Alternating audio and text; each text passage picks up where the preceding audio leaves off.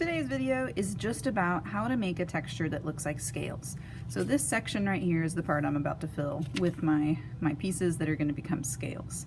So the first thing you need to think about is making sure that you have a bunch of pieces that are the same size. So I have already made these pieces right here that are all just about the same size. I just kind of rolled them up. So my clay pieces that I started with, I just chopped my clay into pieces that were all about equal size. I try not to touch it too much with my hands. And so once I have pieces that are all about the same size, I will squish them up and make them kind of round. But again, don't touch it too much. So as soon as it's kind of round, I put them away. Another thing that is a good idea is after you make these, instead of leaving them out, set them right inside your bag so that they don't start to dry out. If you have extra pieces of clay that are really starting to get dry, I would suggest you get a little bit of water, put your water on your piece that's getting too dry, put it in your bag, and then leave it there until tomorrow. It'll feel better tomorrow. So scales. I have my drawing here to show you what I'm about to do. And what I need you to realize is that when you're making the scales, you have to overlap them, and you almost have to think about it as going backwards. So the scales that I'm making are all going to be kind of pointing down, but I have to start with this bottom row right here. And then the next row is going to layer on top of those, the next layer on top of those, the next layer on top of those. And that's how we're going to make these. So I take one of my pieces, make it kind of round, and then I squish it flat like a tiny cookie. There is my first little round piece. If it's got cracks on it, you can take your finger and rub it along the edge to get the cracks to go away. You could use a tiny bit of water to do that as well. Or you could wait until after you've put all of your scales on to make your pieces really pretty.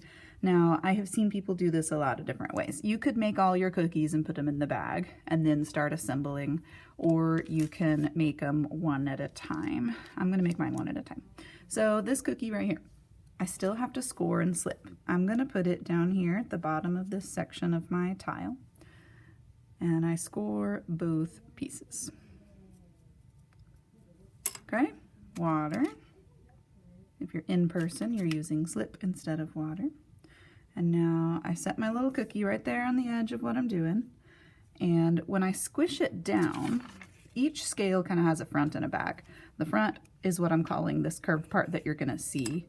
I squish the back of it down more than the front.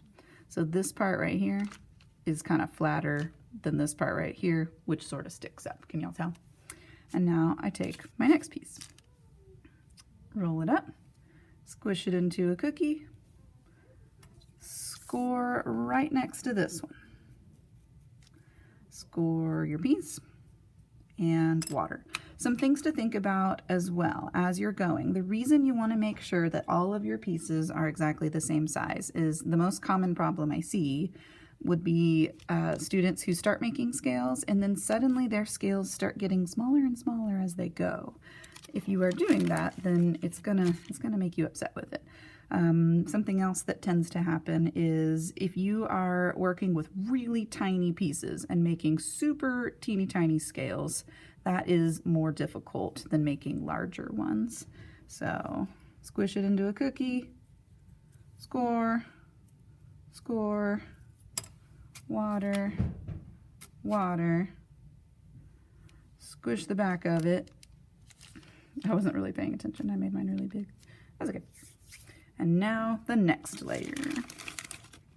Oh yeah, these guys probably shouldn't just be chilling here drying. Keep them in the bag. Okay, so here's my next guy. Here's our next row.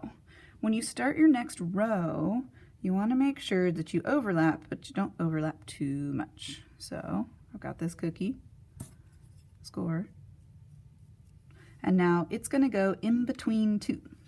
So this part is what I need to score. I'm kind of scoring on top of this one and on the actual tile itself as well, because it's going to overlap onto all of those. Use plenty of water Put it down so that it's not completely covering up this row. That's another thing I commonly see is people will start their next row and it will essentially cover up the first row. Squish it down real good. And then our next cookie. So as I go making the cookies, I want you to be aware of where I'm placing them. Take your time with it, and they end up looking really cool. Now this side piece right here, that side piece is going to be half of a scale. So when I make my cookie, I'm going to chop it in half.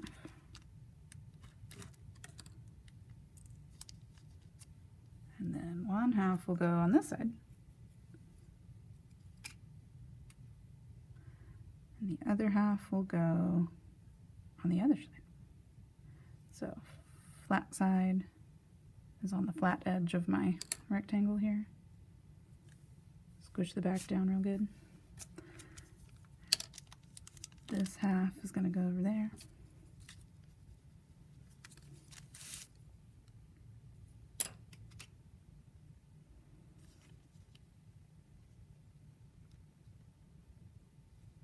There we go. And so once you've put all your pieces on, that's when I would go through and clean up along the curve of each one. Clean up along the curve of each one. Make them look nice. And then start your next row. Just don't forget that when you overlap your pieces, make sure they're all the same size. Don't cover up this row completely. Scooch it back so that it's about halfway up your last row. That is how I make scales. Here's my finished piece. So you want to try to keep, here's the first row that I started with, and the next one was this one, and then I went that way. You want to try to keep them in between two, right in that in between spot.